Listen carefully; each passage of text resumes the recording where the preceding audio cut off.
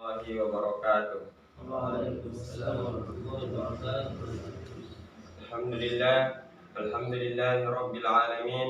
Wa bihi nasta'inu ala umuri dunya waddin. Wassalatu wassalamu ala ashrafil anbiya'i wal mursalin sayyidina Muhammad wa ala alihi wa ashabihi ajma'in. Amma ba'd. Rabbi israh li sadri wa yassir li amri wa hlul 'uqdatam min lisani yafqahu qawli. Alhamdulillah, kembali lagi kita memanjatkan puja dan puji syukur atas kehadirat Allah Subhanahu wa taala, karena berkat rahmat dan hidayahnya lah kita semua masih sempat terbangun dari tidur kita dan melaksanakan salah satu kewajiban kita, yaitu salat subuh secara berjamaah. Salawat beserta salam tak lupa pula kita kirimkan kepada junjungan kita Nabi Muhammad SAW. Beliaulah Nabi yang merupakan contoh tauladan bagi kita semua dalam mengarungi kehidupan di dunia ini. Ma'asyiral muslimin rahimakumullah. Jika kita mengerjakan satu pekerjaan, pasti ada tujuan akhir yang ingin kita capai.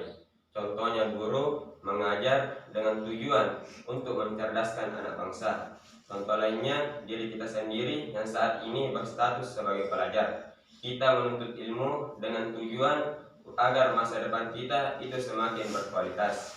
Namun perlu kita ingat kembali, setiap amal atau pekerjaan yang akan kita lakukan itu kembali kepada niat kita masing-masing. Sebagaimana sabda Rasulullah SAW, innamal a'malu binniyat wa innama likulli amri ma nawa. Yang artinya sesungguhnya setiap amal itu tergantung dari niatnya, dan sesungguhnya setiap pekerjaan itu tergantung dari apa yang diniatkan. Jadi jika kita ingin melakukan satu pekerjaan, yang pertama yang harus kita lakukan itu perbaiki niat kita. Karena jika niat kita sudah baik, maka insya Allah hasil dari pekerjaan kita pun pasti akan ikut baik. Namun ada satu hal juga yang perlu kita ingat.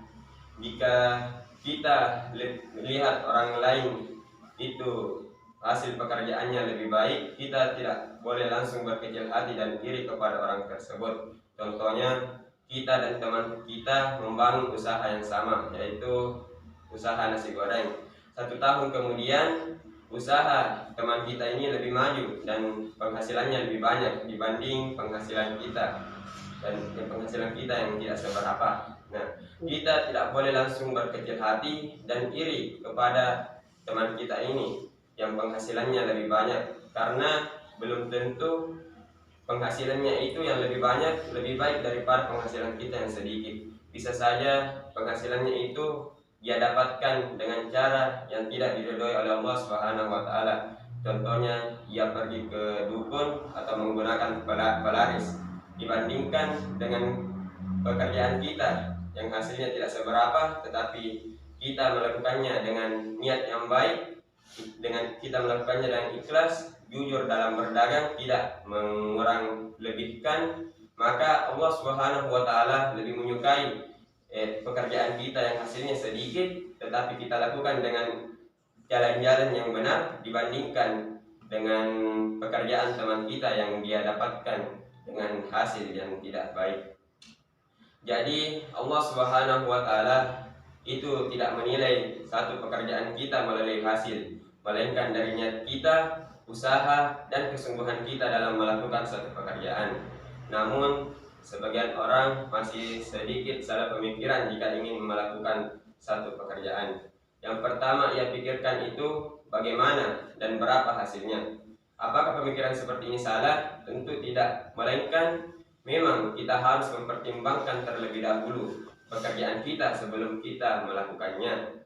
Namun ada sedikit kekeliruan. Yang seharusnya yang pertama kita pikirkan itu sebelum melakukan pekerjaan adalah baik atau tidaknya, halal atau haramnya pekerjaan ini. Jangan sampai kita melakukan satu pekerjaan ternyata pekerjaan itu haram atau tidak diridhoi oleh Allah Subhanahu wa taala.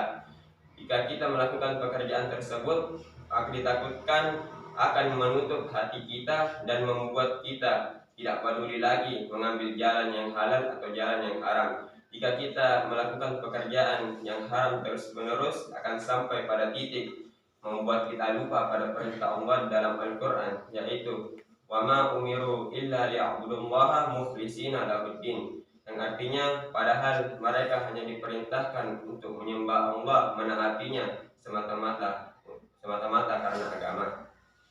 Jadi kita diciptakan di dunia ini bukan untuk mencari harta, bukan untuk mengejar jabatan, melainkan kita hidup di dunia ini hanya untuk menyembah kepada Allah Subhanahu wa taala. Wa ma khalaqatul jinna wal insa illa liya'budun. Sesungguhnya aku menciptakan jin dan manusia tak lain dan tak bukan hanya untuk menyembah kepadaku. Jadi jangan karena kita sibuk dengan urusan dunia, sibuk mengejar jabatan, kita sampai lupa dengan tujuan utama kita. Boleh kita bekerja, boleh kita mengejar harta, mengejar jabatan, tetapi jangan sampai membuat kita lupa dengan pekerjaan akhirat kita. Mari kita bekerja seolah-olah kita akan hidup selamanya mencari harta, tetapi kita juga harus ingat ada yang namanya akhirat. Mari kita beribadah seakan-akan besok kita sudah mati, karena setiap perbuatan-perbuatan yang sedang kita lakukan saat ini, baik itu kebaikan ataupun keburukan, pasti hasilnya akan kembali kepada diri kita masing-masing. Tidak mungkin kita yang sholat subuh, teman kita yang tidur mendapatkan pahalanya.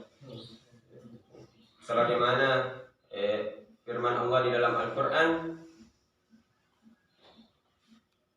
walana a'maluna walakum a'malukum wa nahnu lahu mukhlisun. Bagi kami amalan kami dan bagi kamu amalan kamu, dan hanya kepadanya lah kami mengabdikan diri. Jadi dari ayat yang saya bacakan tadi menjelaskan bahwa setiap perbuatan-perbuatan manusia itu pasti akan kembali kepada dirinya sendiri. Amal-amal yang sedang kita lakukan saat ini pasti pahalanya kelak akan kembali kepada diri kita sendiri. Ilmu-ilmu yang sedang kita pelajari saat ini kelak, baik itu di sekolah ataupun di asrama, kelak kita sendiri yang akan memanfaatkan ilmu tersebut. Kebaikan-kebaikan yang sedang kita kerjakan saat ini pasti kita sendiri yang akan menikmati hasilnya. Begitu pula dengan kejahatan. Jika kejahatan yang sedang kita kerjakan saat ini, maka kejahatan juga yang akan kembali kepada diri kita. Sebagaimana janji Allah di dalam Al-Quran, barang siapa yang melakukan kebaikan, maka untuk dirinya sendiri, dan barang siapa yang melakukan kejahatan, maka menjadi tanggungannya sendiri.